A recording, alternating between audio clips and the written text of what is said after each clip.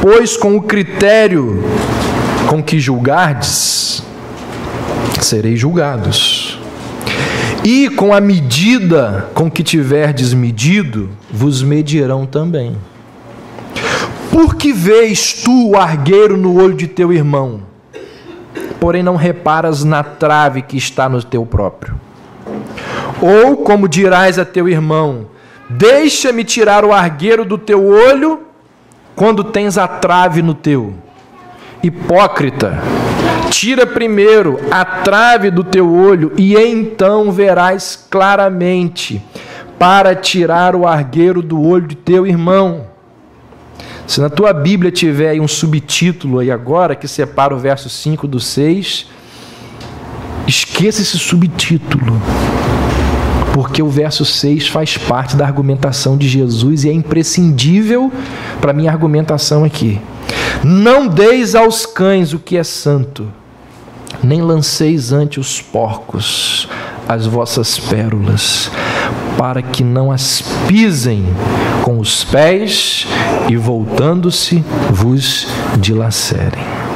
Olha só, é muito comum no meio da igreja, no meio evangélico, as pessoas apanharem esse texto de Mateus 7 como argumento em favor de que nós devemos aceitar tudo que os outros dizem e fazem, usar esse texto como base para proibir qualquer tipo de pronunciamento ou juízo de valor sobre alguém, sobre algum grupo, sobre qualquer pessoa que pense diferente da gente. Mas será que foi isso que Jesus ensinou aqui? Quando a gente analisa esse texto com cuidado, a gente pode retirar algumas lições dele. Primeiro, tá aí, ó. O que Jesus está proibindo não é o julgamento ou o discernimento, no contexto que eu estou defendendo aqui. O que Jesus está proibindo é o julgamento hipócrita.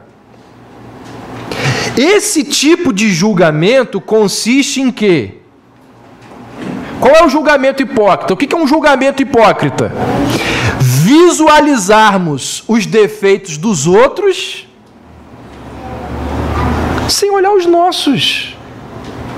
Porque, gente, pode reparar, muitas vezes aquilo que a gente condena no outro, a gente também faz. É porque a gente não consegue enxergar.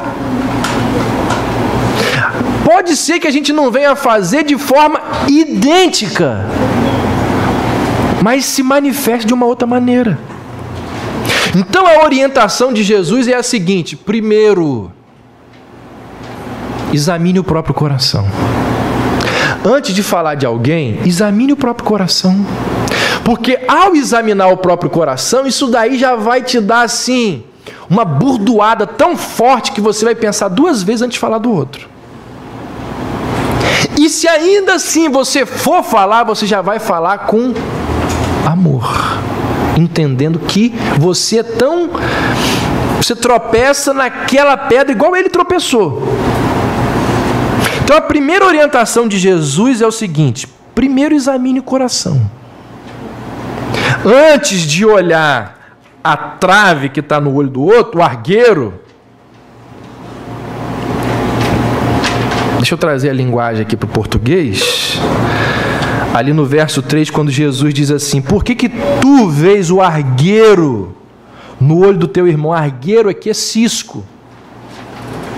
Quando reparas, porém não reparas na trave.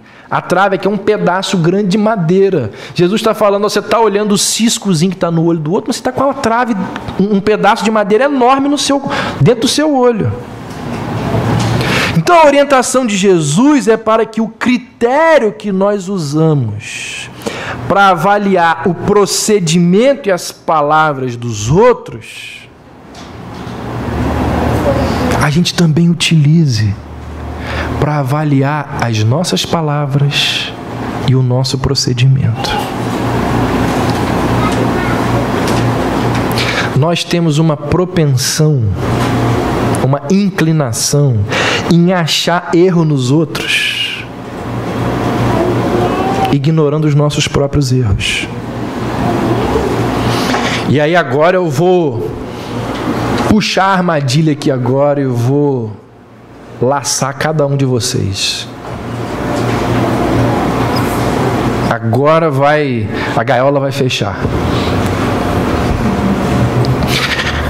Qual é uma das maiores provas de que nós temos essa inclinação em achar erro nos outros e ignorando os nossos próprios erros? Pode fazer esse teste.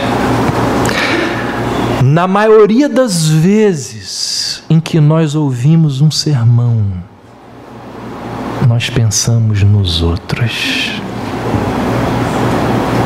A gente não pensa na gente. A gente ignora o erro que está dentro da gente. A gente só fica pensando no outro. Isso é certinho. A gente fica imaginando, o meu filho tinha que estar aqui, o meu pai tinha que estar aqui, fulano tinha que estar aqui. E aí a gente sai daqui e fala assim: pastor, gravou. Eu preciso muito levar essa mensagem preciso passar, vou mandar o link para não sei quem, preciso ouvir. E aí às vezes eu fico pensando assim: será que você ouviu? Porque nós achamos que aquela mensagem é para o outro, a gente lembra de alguém. Segundo os nossos juízos de valores, aquele alguém tinha que ser alvo dessa exortação. Então essa nossa atitude revela o quê? Que nós pensamos nos erros dos outros, mas não nos nossos. Fala a verdade, fala a verdade. À medida que você está ouvindo o que eu estou dizendo aqui para você, desde uns 10 minutos para cá que eu comecei a falar, 15, 20 minutos que eu comecei a falar de fofoca, em quantas pessoas fofoqueiras você já pensou? Quantas pessoas fofoqueiras? Fulano tinha que estar aqui ouvindo isso.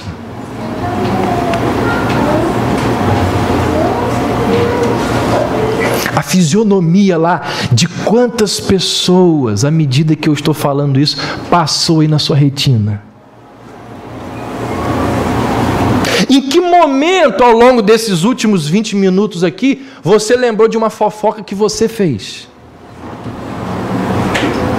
De uma situação constrangedora que você colocou alguém? De uma calúnia, de uma palavra venenosa que você disse? Então, o que Jesus proíbe aqui em Mateus 7 é o julgamento hipócrita. O que é o julgamento hipócrita? É aquele que consiste em vermos os defeitos dos outros sem a gente olhar o nosso. Esse que é o julgamento hipócrita, porque você está com um cisco, você vê o cisco no olho do outro, mas você está com um pedaço de madeira dentro do seu. Você nunca fala mal de ninguém? Nunca. Pois bem, como condenar aquele que faz fofoca? Isso é um julgamento hipócrita. Irmãos, será que nós gostaríamos de sermos julgados de acordo com os nossos próprios padrões? Será que nós suportaríamos ouvir os nossos juízos sendo utilizados contra nós mesmos?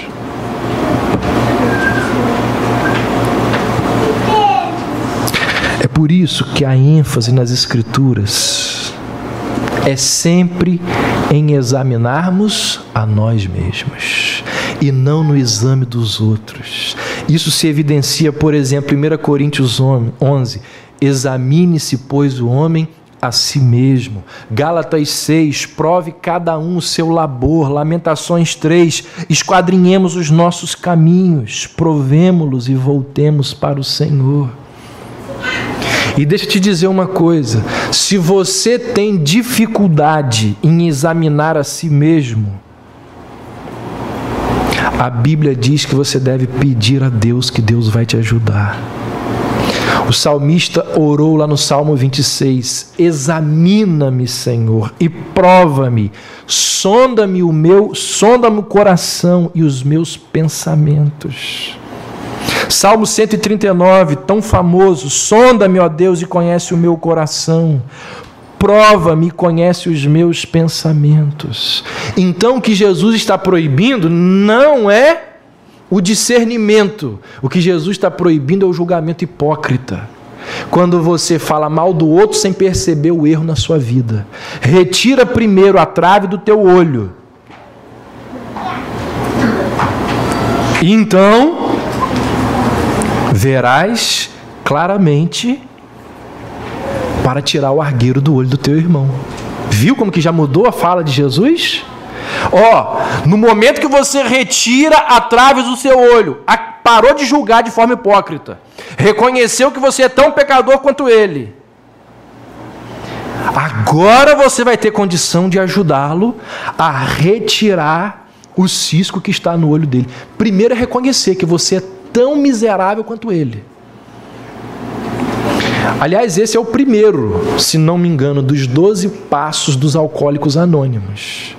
Se você não se reconhecer que é dependente, que precisa de ajuda, já era. Segundo princípio que Jesus nos mostra aí, ao enxergar com clareza, porque primeiro retiramos a trave do nosso olho, aí sim poderemos retirar o argueiro do olho do nosso irmão. Então fica nítido aqui, que uma vez que enxergamos com clareza, o próprio Jesus, o próprio Senhor, Ele nos disse para retirarmos o argueiro do olho do nosso irmão. Após termos removido aquele entrave da nossa compreensão, da nossa percepção, nós devemos proceder à remoção do cisco do olho do outro. E aí sabe o que vai acontecer?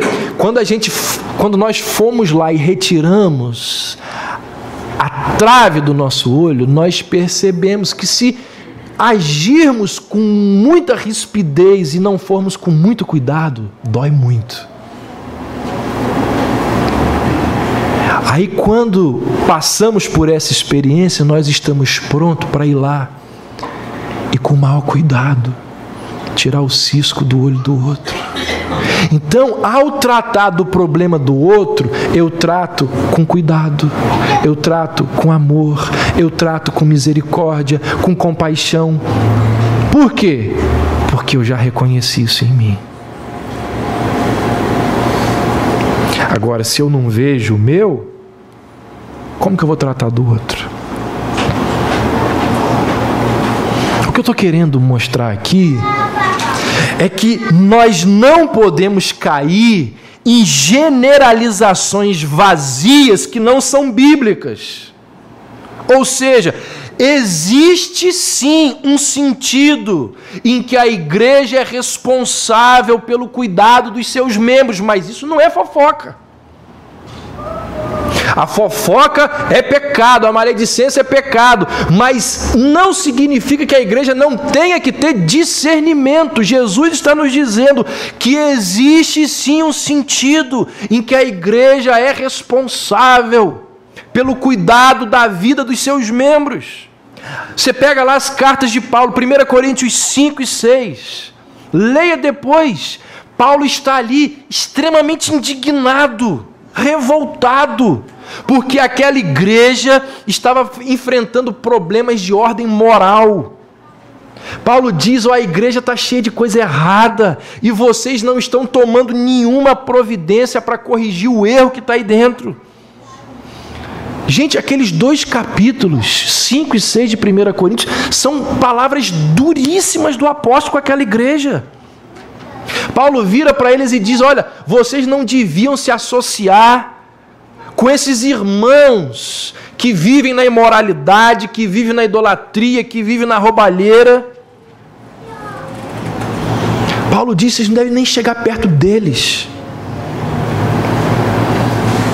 O que isso nos mostra? Que é nosso dever como igreja julgar esses pecados. Discernir esses pecados. Tomar uma providência em relação a esses pecados. E é muito interessante o argumento que Paulo utiliza ali. Quem conhece o texto vai se lembrar. Se você não conhece, vai ler. Paulo diz assim, ó, Deus vai utilizar-nos, a mim e a você. Sabe para quê? Alguém lembra? Paulo diz assim, Deus vai utilizar-nos para julgar o mundo. Se você não acredita nisso, vai lá e lê, confere lá depois. Nós vamos julgar os anjos caídos e nós vamos julgar o mundo. Vou ler para vocês, 1 Coríntios 6:2. Ou não sabeis que os santos hão de julgar o mundo? Ora, se o mundo deverá ser julgado por vós, sois acaso indignos de julgar as coisas mínimas? Paulo está dizendo, olha só, se nós vamos julgar o mundo, como que nós não somos capazes de julgar causas menores dentro da igreja? Em outras palavras, ele está dizendo como que nós podemos deixar de cumprir o nosso papel. Não é fazer fofoca, que é um pecado gravíssimo, que é querer se igualar a Deus, mas é ter maturidade e discernimento para avaliar aquelas coisas que são erradas e tratar delas. Terceiro, o que Jesus nos mostra aí? Só podemos cumprir a ordem que Ele nos dá se fizermos um julgamento. É necessário fazer um julgamento. O verso 6 que eu falei que não deveria, você não deveria retirá-lo dos 5 primeiros versos, mas ele está incluso na argumentação de Jesus. O verso 6 de Mateus 7 diz assim: não deis o que é santo aos cães, nem lanceis ante os porcos as vossas pérolas. Gente, como poderemos evitar dar as nossas coisas preciosas aos cães e aos porcos, sem primeiro a gente chegar a uma conclusão de quem é cão e de quem é porco? Primeiro a gente tem que avaliar, primeiro a gente tem que discernir quem é cão e quem é o suíno. Jesus está se referindo aqui a pessoas que se comportavam como porcos e como cães. Pessoas que não viam qualquer valor naquilo que existia de precioso, que eram as coisas de Deus. Então, para que eu evite profanar as coisas de Deus, aquilo que é valioso, aquilo que é precioso, o que eu preciso fazer? Avaliar, analisar, examinar e decidir. Ou seja, julgar a vida, o comportamento, as declarações das pessoas ao meu redor. É ter discernimento. Então fica claro que o Senhor, Ele nunca proibiu que julgássemos as pessoas. O que Ele proibiu é que fizéssemos de maneira hipócrita, maldosa, arrogante. Julgar faz parte essencial da vida cristã. Nós somos chamados diariamente a exercer o papel de juízes, movidos, obviamente, por amor às pessoas, por amor ao reino de Deus. Sem o julgamento que vem de um discernimento maduro, sabe o que acontece? Nós contribuímos para que o erro se propague. Nós contribuímos para que as pessoas continuem no erro. Sem o julgamento que vem do discernimento, nós nos tornamos coniventes com as mentiras, com as heresias, com as imoralidades que estão ao nosso redor. Se eu sei de uma coisa e cheguei à conclusão de que aquilo ali é errado e fico quieto, eu estou sendo conivente. Paulo disse a Timóteo assim: a ninguém imponhas precipitadamente as mãos, nem te tornes cúmplice de pecados de outrem, conserva-te a ti mesmo puro. Eu pergunto, como que Timóteo poderia cumprir essa orientação sem exercer julgamento sobre o outro?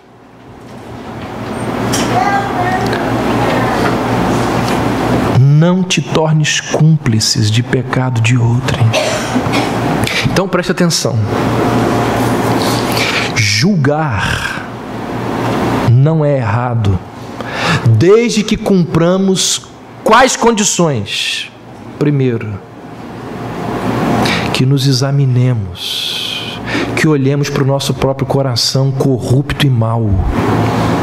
Segundo, que nos coloquemos debaixo do mesmo juízo, sabendo que com a forma como julgarmos, também seremos julgados.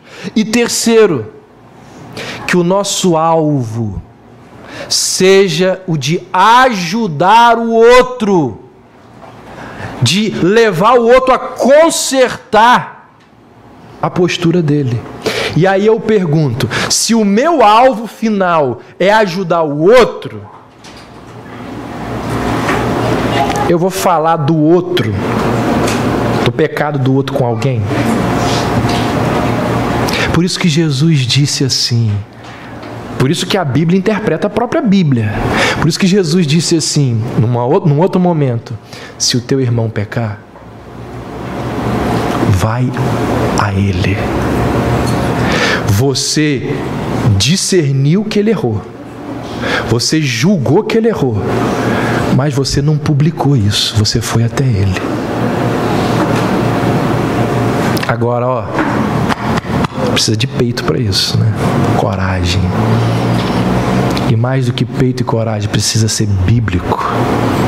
E como nós temos visto nos domingos à noite, nós falamos que somos reformados, mas a gente muitas vezes não cumpre a Bíblia. Grande parte dos problemas da igreja deixariam de existir se nós fôssemos bíblicos. Se quando um irmão errasse, nós fôssemos até ele e parássemos de ficar fazendo biquinho com o irmão. Não vou até ele não, mas vou ficar deixando ele com uma pulga atrás da orelha, vou deixar ele mal com o meu biquinho, com a minha cara zangada para ele. Porque aconteceu alguma coisa no nosso relacionamento, eu não gostei. E aí às vezes eu propago, eu falo para alguém e eu tenho uma postura zangada em relação a ele.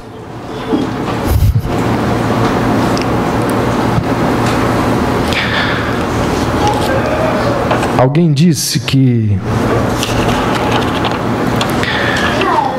julgamentos manchados pelo pecado possuem 4 características. E aí caminhamos para o fim. Quais são as características de um julgamento manchado pelo pecado? Tá aí, ó. São desnecessários, estão cheios de presunção, trazem satisfação e são triviais. Ó, primeiro nós aprendemos o que precisamos saber para poder julgar e discernir. Agora, quando que eu consigo perceber que um julgamento da minha parte é pecaminoso? Primeiro, quando ele é desnecessário. As pessoas se pronunciam, você já reparou isso? Como que nós nos pronunciamos a respeito de assuntos que não são da nossa conta? A gente fala tanta coisa que não é da nossa conta. Tá lá uma conversa e tal, aí você vai e fala, não tem nada a ver com a sua vida, ninguém te pediu opinião, você vai lá e... É o que diz a sabedoria popular. Não faça ou não entre onde você não é chamado. Então, irmão, se não lhe pediram, por que você pediu? Por que você pronunciou uma opinião desfavorável? A pessoa estava lá quieta na dela, pensando na vida, pensando nas contas. Aí você chega e fala assim: rapaz, você viu aquilo que aconteceu? Para que você vai fazer isso? Se não lhe diz respeito, cale-se. Aconteceu lá, naquele lugar lá, com aquela família lá, mas você quer falar. É desnecessário. Se é desnecessário, pode ver que é um julgamento pecaminoso. Porque você não vai poder fazer nada a respeito. É pecaminoso. Se não lhe diz respeito, mantenha-se em silêncio, não opine. Você vai evitar o pecado. Sendo bem direto, sabe o que é isso aqui? Toma conta da sua vida. É isso que está dizendo aqui. Os irmãos lá de Tessalônica, não sei se vocês vão lembrar dessa história, mas os irmãos de Tessalônica, eles acharam que Jesus estava demorando muito para voltar. Perdão, eles acharam que Jesus ia voltar em breve. E aí, diz a Bíblia que eles pararam de trabalhar, porque falaram assim: Jesus está para voltar, para que eu vou trabalhar? E quando eles pararam de trabalhar, a consequência foi o quê? A ociosidade. Tanto que Paulo vai dizer para eles assim: ó, quem não quer trabalhar, então que não coma. Então eles ficaram ociosos. E a consequência da ociosidade qual foi? Fofoca. Começaram a ficar reparando na vida dos outros. Calúnia. E vários outros pecados relacionados à língua. Aí entra Paulo e diz assim, ó: cada um pega a sua enxada e vai para o campo trabalhar. Não quer trabalhar, não come. E o pessoal que está ocioso aí, porque não está trabalhando, Paulo vai dizer assim no capítulo 4, verso 11: cuide cada um do que é vosso. O que ele está dizendo com isso? Cuide da sua vida. Cuide cada um do que é vosso. Paulo não foi nem um pouquinho diplomático. Paulo foi na ferida e disse: olha só, vocês que estão aí ociosos, tomando conta da vida dos outros, vai trabalhar, arruma um emprego e toma conta da sua vida. Ou seja, gente que está fazendo um julgamento desnecessário, porque você não vai adiantar nada a sua posição, a sua opinião acerca daquilo dali. Então, quando que é um julgamento pecaminoso? Quando é desnecessário. Quando você não vai poder ajudar a mudar a situação. Quando você não vai poder ajudar aquele irmão a tirar o cisco do olho dele. Existem assuntos, deixa eu falar uma coisa para vocês, existem assuntos que não são corporativos. Existem assuntos que são pessoais, individuais. E nestes assuntos ninguém deve se meter. O pessoal novo aqui não deve lembrar, não deve conhecer essa história. Os antigos sabem. Eu tive um professor no seminário que, quando ele foi pastorear uma nova igreja numa outra cidade, com um mês naquela cidade, já conhecia lá alguns membros da igreja, estava um mês na igreja, ele encontra com uma irmã no supermercado. A irmã olha para o carrinho de compras do pastor e diz assim: pastor, quanto supérfluo, hein?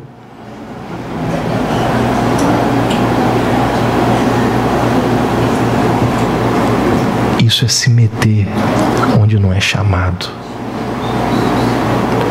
Isso é fazer um comentário desnecessário. Existem assuntos na igreja que são individuais e pessoais, não são corporativos. Então, grande parte